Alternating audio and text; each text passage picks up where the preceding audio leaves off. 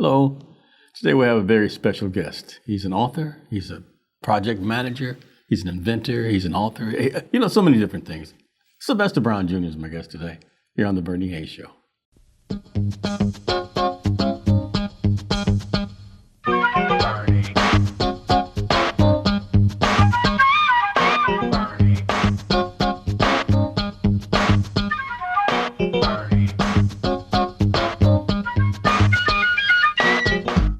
Hi, welcome back.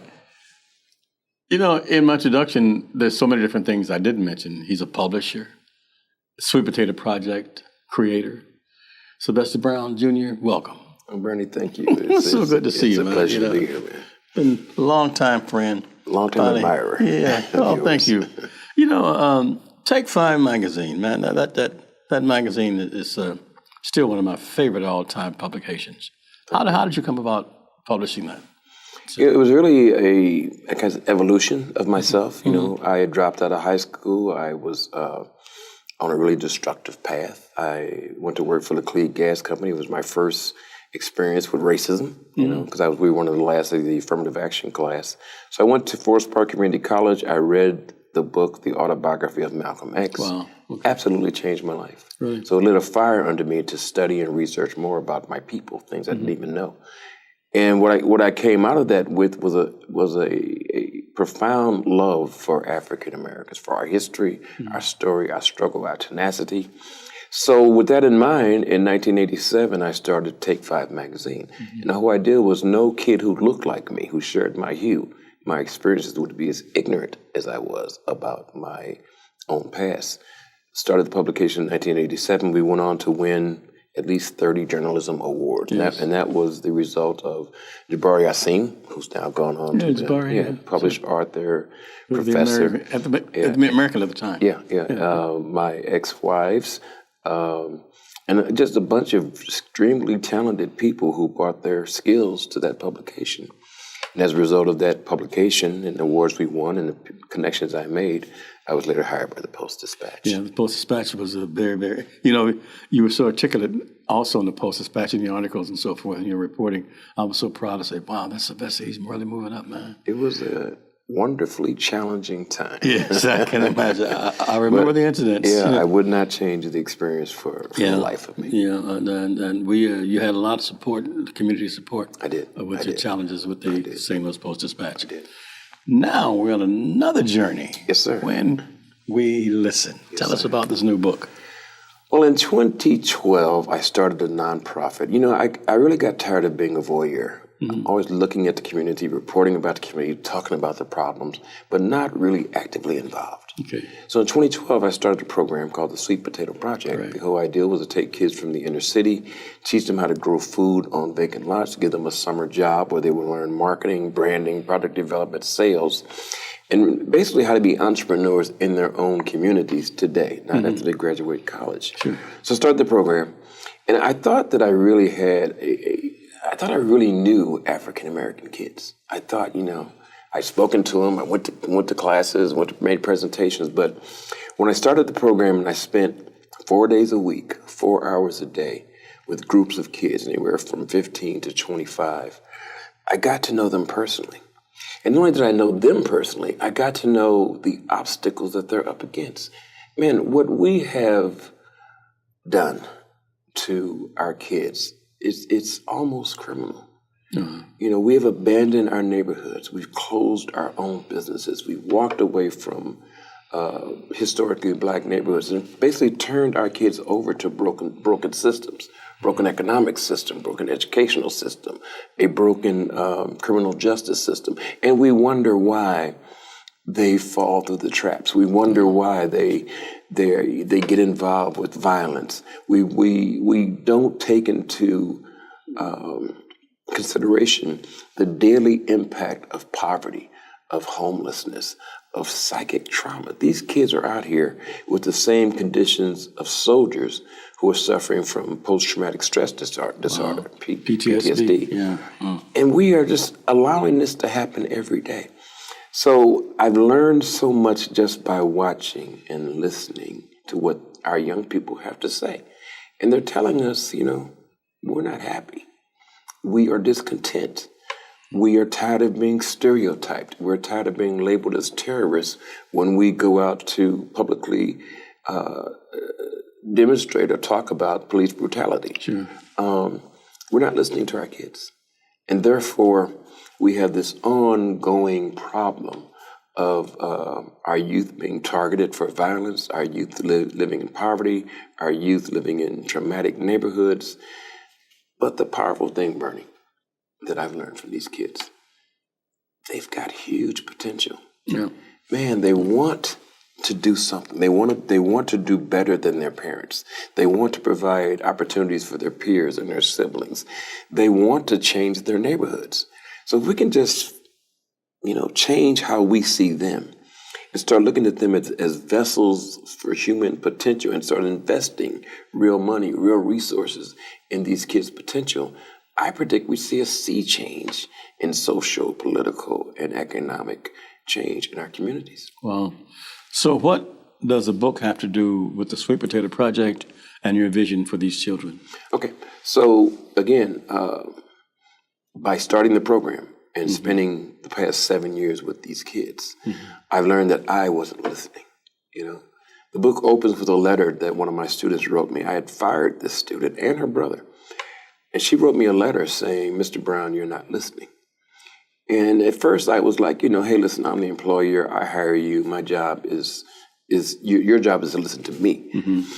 But I had to really pull myself back and listen to what she was trying to say. And when I really listened to what she was trying to say, she talked about, some of the behavioral medication she was on. Yeah. She talked about her brother and how he was bullied and how he chose to be an MMA fighter. That was his way of expressing himself. He knew no other way other than this aggressive way to express himself. So it made me really look. And then I had kids I would drive home after classes and they had no homes. Wow. Then I had kids that were hungry. And I used to get on my nerves. You guys want me to feed you and you want the people we visit to feed you. But I came to find out that they were actually hungry during the summer. During the school year, the most nutritional meal they get is from schools. So during the summer, they exist on honey buns and snacks and salty snacks. They were actually hungry. So I had to adjust my way of looking at these kids. Receiving no nourishment at all. Some of them, receiving no nourishment at all. So I had to adjust how I looked at them and really pay attention to what they not only were saying, but what they were doing. And that's one of the challenges with African American, any kids who are raised under oppressive conditions.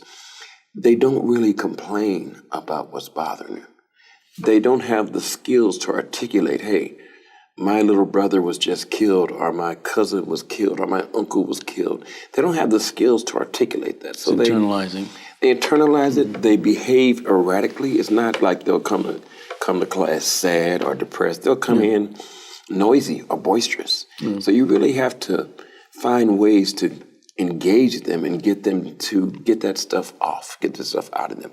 So the book looks at all different kinds of methods, educational, community methods, of ways to really engage kids, to get them become more active, to get them become more articulate, to get them become more involved with their communities. And it lands on the idea that we have to give them the tools and the resources to save us. Wow. To create the economic avenues of opportunity for us. Okay. So, that's what I know you've been busy. I know about the Missouri Athletic, the Press Club. Missouri Press Club. Missouri Press Club. And also ICME Bookstore. Had my first book signing at ICME Books. And so how can we get the book? Well, the book is available online. You can get it at Amazon.com. Okay.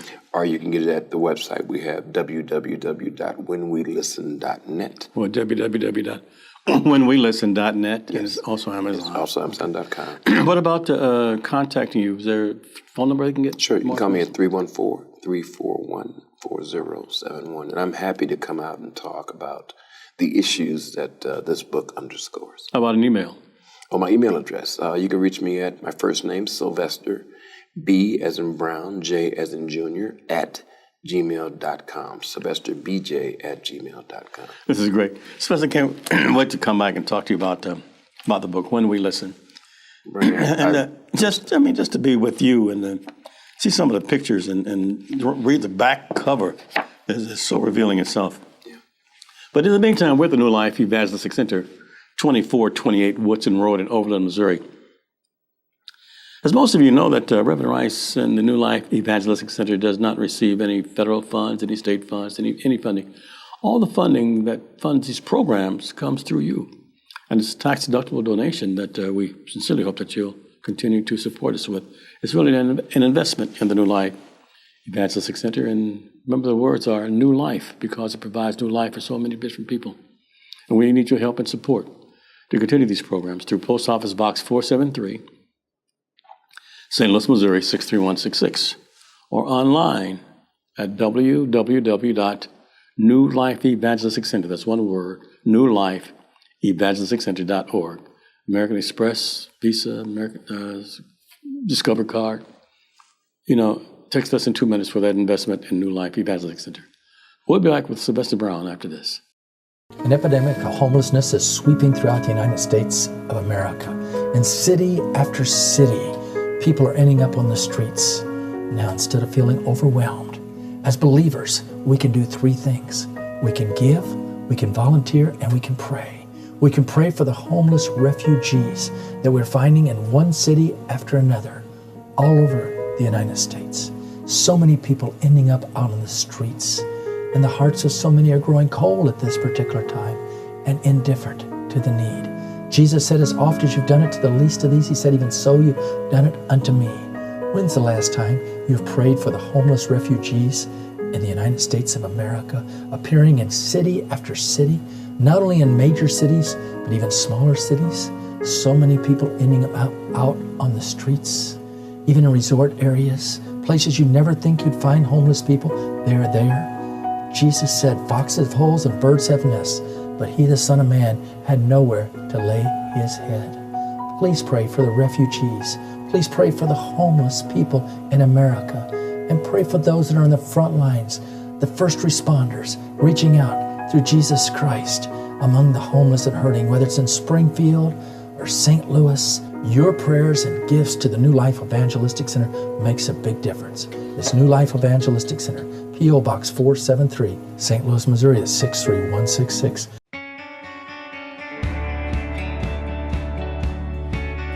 Thanks to New Life Evangelistic Center, thousands of mothers with children around the world can stay together.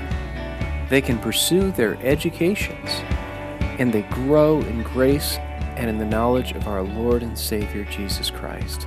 Thank you to all of our Club 24 members who make this miracle happen. Welcome back. My guest is Sylvester Brown, Jr. He's the author of the brand new book, When We Listen. He's the Recognizing the Potential of Urban Youth, and he's also the director of the Sweet Potato Project, a wonderful program for children, for America. Let's put it like that, because not just for urban youth, not just for St. Louis youth, not for just people in this community, but for the world. Yeah. Sylvester, it says here, imagine a world where school shootings are rare, or as rare as cholera outbreaks. The shooting of unarmed black people by police is no longer tolerated, where public schools no longer fuel the nation's preschool to prison pipeline. Visualize once crime-filled, impoverished neighborhoods transformed into vibrant communities where vested millennials own homes, grow, sell food, run small businesses, and control their own economic, educational, and social destinies. That's just a portion of what you wrote. Mm-hmm. Is that what we'll find in this book? It is. I think that, I don't think I'm a naive dreamer. Mm-hmm. I think I'm a realist. I'm a journalist. But yeah, I believe that if we did that simple thing, stop stereotyping these kids, stop generalizing these kids, and look at their potential. Mm-hmm. These kids come from a long, proud heritage of African-American creativity and tenacity that has not gone away. Mm-hmm. If you listen to hip-hop music, you will see that they really are still looking for change. They're creative, look at Nipsey Hussle. Yeah. So we need to refocus on how we look at these things and start investing in what they believe in and challenging them. We need to challenge these kids. Say, listen, this is your neighborhood. your community? What ideas do you have? We need to challenge the Black Lives Matter groups, challenge the protesters. Okay, you talked about it. What do you need to go out and make the changes that you want, that you think you need? What are some of the positive impact that the book has had, and also the Sweet Potato Project that you've seen? Yeah, that's funny because a lot of the funders want to know, give us some demonstrable matrices, or, and I'm like, well, listen, here's the deal. Success is subjective. When my kids talk about owning land, that's success. When my kids talk about owning their own business, that's success. When my kids have somehow managed not to be in prison, not to be in jail, not to be in a grave, that is success. So this book underscores, I guess it kind of redefines what is success. And in my imaginary world that I think really has potential, we have kids who are in charge of their own and our destiny. These kids are actually being the architects of our future. So that's the world that I dream of, Bernie. And I don't think it's outlandish or impossible. I've seen it. I've seen these kids. I've seen their ideas. I've seen their energy. I've seen their tenacity. They're ready. All they need from us is direction, resources, and love. Let me get into your psyche now. When did you find time to write this book, as busy as you are? And I know how busy you are. Most people don't. I mean, though viewing us may not. But when did you find time to do it, and how did you do it? Well, it's interesting. I'm a journalist, and I have to write. It's not like I want to write. If I don't write it, I walk around talking to myself. So since the beginning of the program, I started chronicling, journaling the experience. Okay. I have the kids write essays. I save those essays.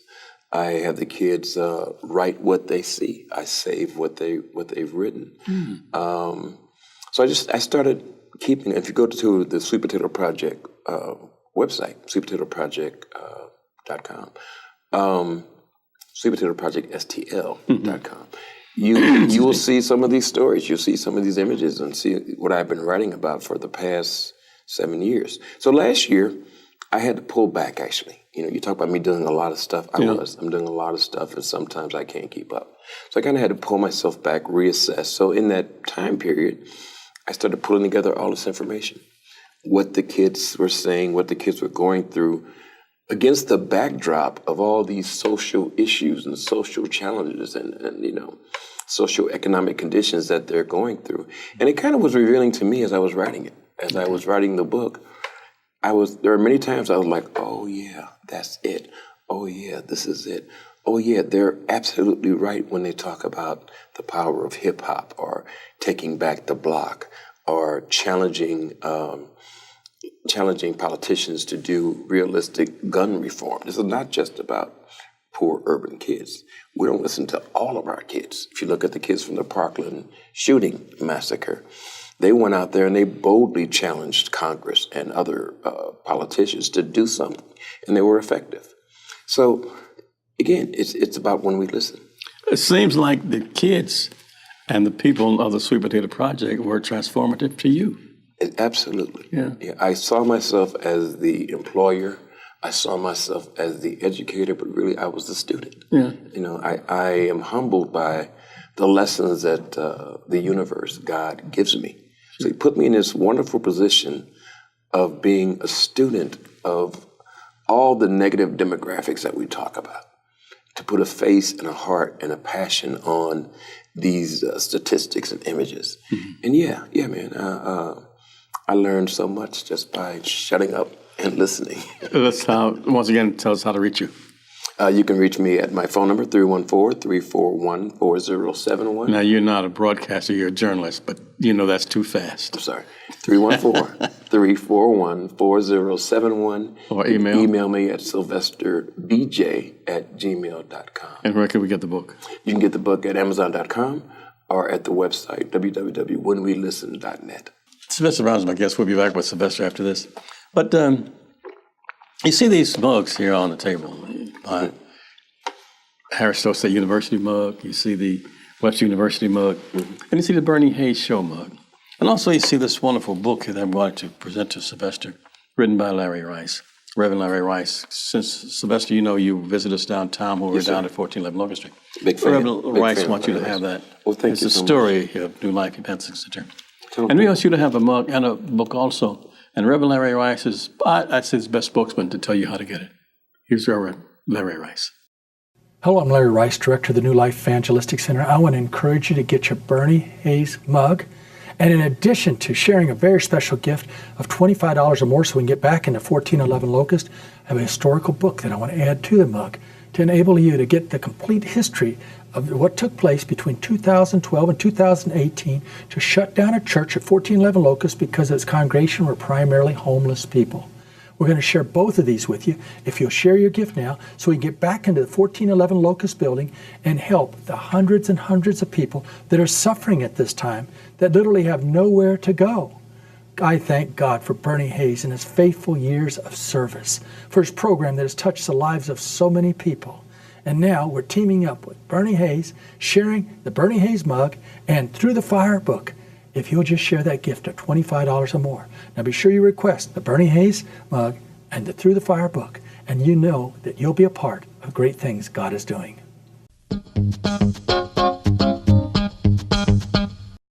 We'll return to our guests after this Black History Moment, featuring Henrietta Lacks, who was born in Roanoke, Virginia in 1920, and she died of cervical cancer in 1951. Cells taken from her body without her knowledge were used to form the HeLa cell line, which has been used extensively in medical research since that time.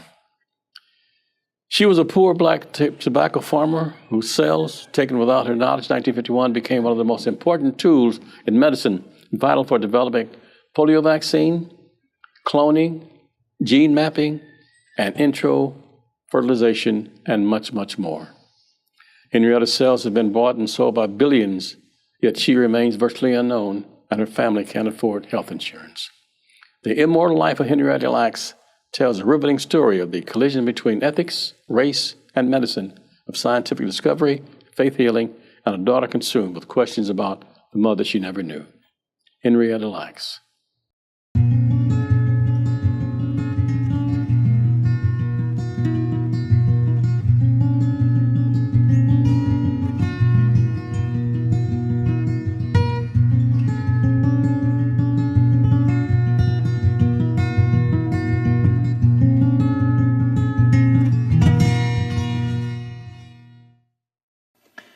Now you can take NLEC TV anywhere as you put the NLEC TV app on your iPhone or mobile device.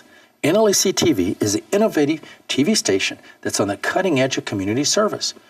On NLEC TV, you'll discover wholesome family, community, renewable energy, and inspirational programming. Those needing energy assistance, food, clothing, or freedom from the cycle of homelessness will find that plus much more on NLEC TV.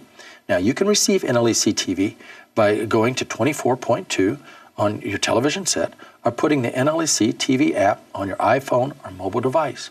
For further information, call 314-436-2424 or go to nlecstl.org. That's nlecstl.org. And welcome back. My guest is Sylvester Brown Jr. Sylvester has a brand new book out. It's called When We Listen. Recognize the potential of urban youth. He's the director of the Sweet Potato Project. Sylvester, Bob Demler, our producer and director, says, could you kind of clear up what the Sweet Potato Project is about? Do you hire these children? Are they volunteers or what? No, Sweet Potato Project is a nonprofit. Mm-hmm. We actually hire the kids. Okay. We give them a summer job. We pay them minimum wage or above for 4 hours a day, 4 days a week. What do they do?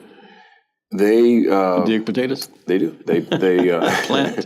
They plant sweet potato slips on vacant lots. Okay. Throughout the summer, they manage and maintain and water the gardens. And in between all that, they learn marketing, they learn branding, they learn product development, they learn sales, how to work as a sales team. So it's education. We teach them the economics of the urban community. That's great. That's wonderful. Let's get back to the book. Okay. When We Listen, Recognizing the Potential of Urban Youth. What inspired you to do this? You mentioned earlier that you saw the kids and all the potential that they have. What relationship does hip-hop music, perhaps, how did this inspire you or the children? I attended a seminar with Dr. Roz Norman, and I learned so much about hip hop. I thought it was a subculture, but it's a culture of its own. It is. You know, and it's international. Yeah. So tell us, did it affect you at all? You know, it's really just driving around with the kids. I have a tendency to turn it on to a hip hop station or, top rhythm and blues station. Sure. And they start singing the songs. And I ask them questions of what does he mean or what are they saying? And then I started to pay attention to the rappers, to the hip hop artists. I started to really pay attention to Jay-Z, who I think is a phenomenal example. His 2017 album, I think, was 444. He talks about the need to buy the block. He talks about the need to invest in art and invest in property instead of jewelry and cars. He's not alone. I found the same messages in Drake's music and Akon, who was phenomenal. This American-born but African hip-hop artist. Yeah, his parents are African. This guy is actually creating millions of jobs in Africa through solar. He's lighting up. He's giving solar and internet access to the Africans in different African countries. Wow. Queen Latifah has started a affordable home project in New Jersey. Rappers are doing so much, and many times they get maligned and disrespected, and we're always talking about, their music is not as good as, music. You've seen it over the centuries. Right. Music has always had a transformational impact on people. Precisely. Hip-hop is no different. And we need to recognize that. We need to, I don't expect parents to become hip-hop aficionados, but listen to that music and talk to your kids about it. You'd be amazed at some of the topics that you can use to generate stimulating conversation. To acquire you as a speaker and to also get the book, how can we do that? You can call me at those numbers I gave you. Okay. 314-341-4071. Okay. You can email me, SylvesterBJ@gmail.com. Okay. And yeah, this book has a whole list of topics that I address, from believing in kids to using hip hop as an empowering force. So okay. I'm at your service. And then you do book signings. I know you Almost were definitely. Yeah, me, we're arranging some more right there. now, and I'll be listing them on my website and Facebook page. So if we did want to find out where you would be, the website will tell us exactly. Most definitely, website will tell you, and also my Facebook page, Twitter, all that sort of thing. Do you answer your phone, Sylvester? I do. If they call you? I may not answer if I don't recognize the number, but if you leave a message, I will definitely get back so they with can call that number and leave a message if they can't get you directly. Or email me. Email me, and I'll most definitely respond. Well, this is wonderful. This is so good just to know what you're doing, man, and then to know that Take 5 is not dead. Yes, sir. No, it lives on, a different variation. Yeah. It certainly does. The honor is mine, Bernie. I mean, to be with you, a legacy, somebody who's done so much in this community, the honor is definitely We've been mine. together for so many times. We received awards together, which is so nice. This Sylvester Brown is here. Sylvester Brown is still doing his thing. You're such an inspiration, and these kids, man, I hope that they realize who they have as their leader. I want to say thank you, Sylvester Brown. I appreciate you. You humble me. Oh, this is truth. And I want to thank each and every one of you also because you're the one that keep New Life running. We're 2428 Woodson Road in Overland, Missouri. And Reverend Larry Rice has been here for almost 50 years providing services for those in need. We still need water. We still need food and clothing. We still need your help and support. We still need your investment. We receive no government funds, no state funds, nothing. Everything that New Life survives on is through you. We thank you so very much. I'm Bernie Hayes. I want to say thank you for visiting with us, and I hope that you actually come by and visit physically at 2428 Woodson Road in Overland, Missouri, 63114, in case you want to GPS us. I want to again thank Sylvester Brown for being my guest today, and don't forget now, When We Listen is a book that you should purchase by Sylvester Brown. I'm Bernie Hayes. Have a great day. Thank you for viewing us.